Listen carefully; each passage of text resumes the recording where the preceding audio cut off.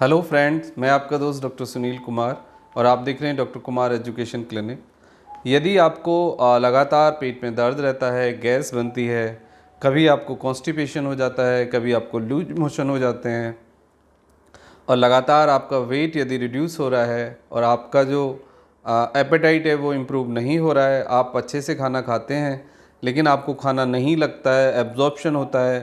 कई बारी पेट में आपको मरोड़ा महसूस होता है, कई बारी आपको पेट में ऐंठन होती है, दर्द होता है, क्रैम्प्स भी इवन कई बारी आपको लगता है, बीपी लो हो जाता है, मूड आपका ख़राब रहता है, तो फिर आपको आईबीएस हो सकता है। और आज हम बात करेंगे कि आईबीएस को हम कैसे विदाउट ए मेडिसिन ट्रीट कर सकते हैं, नेचुरली फूड के द्वारा और कुछ लाइफ स्टाइल चेंज के द्वारा।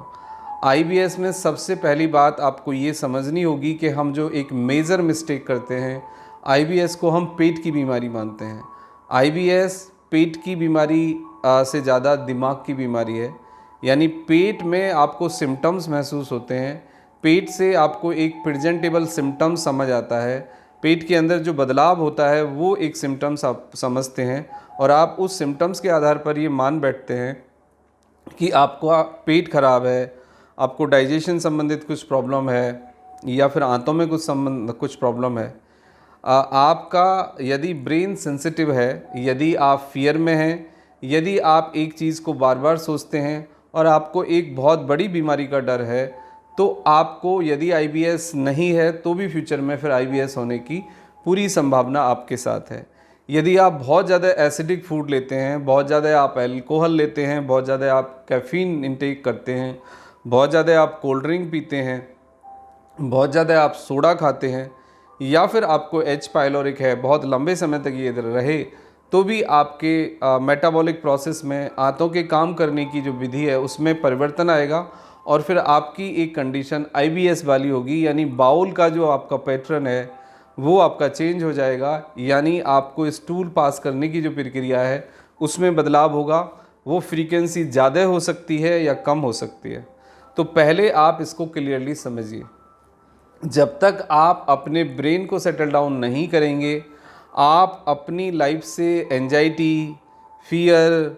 एक बीमारी का डर, एक जो ट्रॉमा है और आपने जो बहुत सारी इन्फॉर्मेशन लेके अपने ब्रेन को सेंसिटिव कर लिया है, जब तक आप अपने ब्रेन को, अपनी सोच को, अपनी थिंकिंग को नॉर्मलाइज नहीं करेंगे, तब तक आपका आईबीएस सेटल डाउन नहीं होगा। पहली बात। दूसरी बात, आप मेजर मिस्टेक जो करते हैं वो ये करते हैं कि जब आपको कॉन्स्टिपेशन होता है तो आप कॉन्स्टिपेशन की दवाइयाँ लेते हैं, लग्जेटिव आप ले लेते हैं जो कि बहुत स्ट्रॉन्ग लग्जेटिव होते हैं, जिससे आपका स्टूल तो पास हो जाता है लेकिन आपको उसकी आदत बनती है और आपकी इंटेस्टाइन कमज़ोर होती है। यानी कोई भी आप लग्जेटिव जो लेते हैं, आप पाउडर फॉर्म में या इधर उधर से जो सुन के आप दवाइयाँ लेते हैं, most of the laxatives habit formation develop करते हैं, आदत डालते हैं, प्लस आपका जो स्टूल है उसकी फ्रीक्वेंसी को बढ़ा देते हैं। यदि कोई कॉन्स्टिपेशन की आज दवाई आप लेते हैं तो जनरली आप उसका डोज ज़्यादा लेते हैं क्योंकि आप ये मेक श्योर करना चाहते हैं कि सुबह आपका पेट अच्छे से साफ़ हो। उसका कारण ये होता है कि आपने ऑलरेडी हैवी डोज ली होती है और डे बाय डे आपकी डोज बढ़ती है और आपकी जो स्टूल की फ्रीक्वेंसी है वो फिर 2 से 3 बार हो सकती है, जिससे कि आपको डिहाइड्रेशन भी होता है, पानी की कमी होती है, वीकनेस आती है, बीपी लो होता है।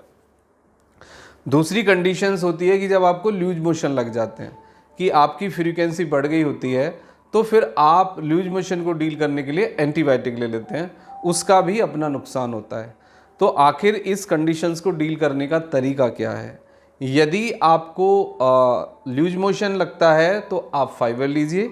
इसबगोल खाइए, कर्ड खाइए और फाइबर इंटेक रखिए, पोहा खाइए, खिचड़ी दलिया खाइए, तो आप अपने उसको लूज मोशन को फाइबर डाइट से डील करिए। यदि आपको कॉन्स्टिपेशन आता है तो कॉन्स्टिपेशन को डील करने के लिए आप लिक्विड इंटेक बढ़ाइए, आप जूस पीजिए, आप फ्रूट्स खाइए, आप वेजिटेबल्स खाइए। तो जैसे आप फाइबर और लिक्विड इंटेक बढ़ाएंगे तो आपका कॉन्स्टिपेशन भी ठीक हो जाएगा। तीसरे लेवल पे बात ये आती है कि शारीरिक रूप से आपको बहुत ज़्यादा प्रॉब्लम नहीं होती, लेकिन ब्रेन आपका इतना ज़्यादा सेंसिटिव हो चुका होता है, आपने सोमेटाइजेशन कर लिया होता है। इसका मतलब ये है कि ज़रा सा भी कुछ नेगेटिव आपको महसूस होता है और आप का जो थॉट है वो आपके पेट पे, आपके को कुछ कोई बड़ी बीमारी तो नहीं हो जाएगी, आंतों में जख्म तो नहीं हो गया है, बहुत सारी जो थॉट्स हैं फियर वाले वो आप डेवलप कर लेते हैं।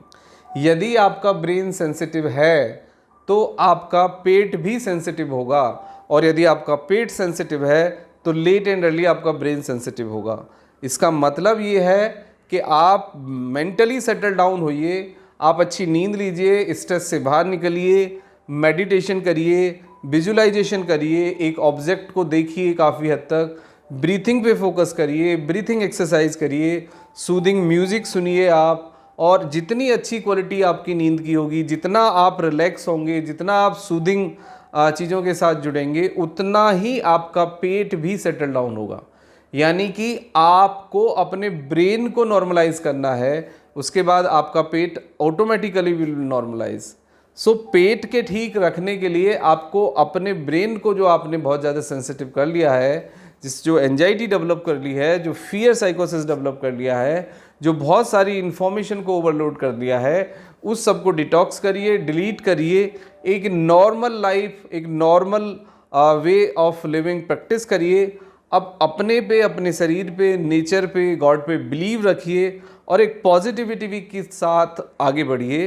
Unnecessary laxatives, unnecessary antibiotic, unnecessary pain killer आपकी प्रॉब्लम को बद से बदतर करेंगे, आपको कोई फ़ायदा नहीं होगा और आपको और ज़्यादा कॉम्प्लिकेटेड सिम्टम्स आएंगे, आपकी इंटेस्टाइन कमज़ोर होगी। और आप यदि पेट को ठीक रखना चाहते हैं तो आपको अपने ब्रेन को सेंसिटिव होने से रोकना होगा। आपने देखा होगा कि जब बहुत सारे लोगों को कुछ ट्रॉमा होता है या कोई फाइनेंशियल लॉस होता है या वो कोई ऐसा न्यूज़ सुन लेते हैं या कोई मिस हैपनिंग हो जाती है, तो they are n number of persons जिन्हें यूरिन बार बार वो पास करते हैं या फिर उन्हें स्टूल बार बार आता है। तो इसका मतलब ये है कि यदि ब्रेन सेंसिटिव है, ब्रेन फियर में है, आपको ओसीडी है, एंजाइटी है, डिप्रेशन है, आपकी नींद अच्छी नहीं है, तो आप ये मान लीजिए कि आपका स्टूल का पैटर्न आप नॉर्मलाइज नहीं कर सकते, आप अपनी भूख प्यास को नॉर्मलाइज नहीं कर सकते। फिर कभी आपको लूज मोशन होगा, कभी आपको कॉन्स्टिपेशन होगा, कभी पेट दर्द होगा, कभी गैस बनेगी,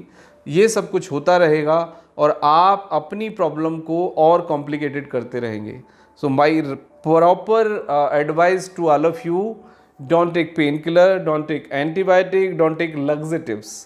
right food on right time, liquid intake proper करिए, प्रॉपर नींद लीजिए, अपने फियर को डील करिए, मेडिटेशन करिए, वॉक करिए, पॉजिटिव रहिए, सूदिंग म्यूजिक सुनिए और पॉजिटिव एंगेजमेंट सर्च करिए लाइफ में। और आप नेचुरल फाइबर से, नेचुरल फूड से आप अपने IBS को ट्रीट करिए। इसको नेचुरली खुद से, फ्रूट से, वेजिटेबल से, फाइबर से ट्रीट किया जा सकता है और IBS के लिए कोई दवाई की आपको आवश्यकता नहीं है। मोस्ट ऑफ द केसेस में IBS के दवाइयाँ